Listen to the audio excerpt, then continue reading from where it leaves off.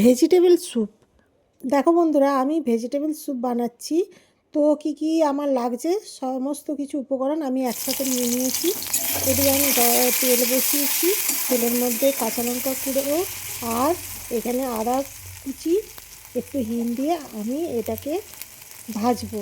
তো বন্ধুরা জানো তো, শীতের দিনে ভেজিটেবল স্যুপ হবে না, এটা কি কখন হতে পারে?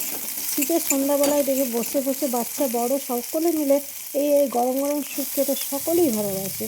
তো আমিও চেষ্টা করলাম আমার ভগবানের জন্য এভাবে নানা পদ্ধতিতে নানা সবজি দিয়ে আমি কিভাবে ভগবানকে সুন্দর করে একটু স্যুপ বানিয়ে খাওয়াতে পারি। তো চলো দেখছো তো।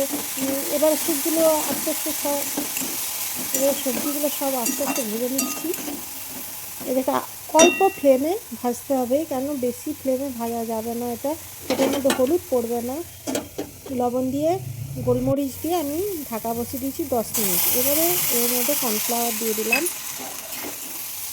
একটু আমচুর পাউডার এর মধ্যে দিতে হবে।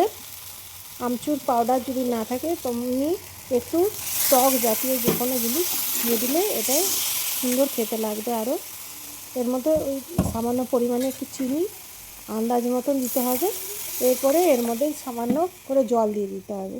জল দিয়ে আবার 10 মিনিট হালকা ফ্লেমে বসিয়ে দাও।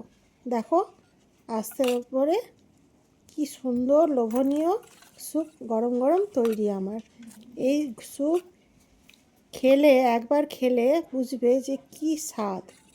ঘরে বানিয়ে বন্ধুরা সকলে মিলে পরিবেশন করে খাও। হরে কৃষ্ণ, হরি বল।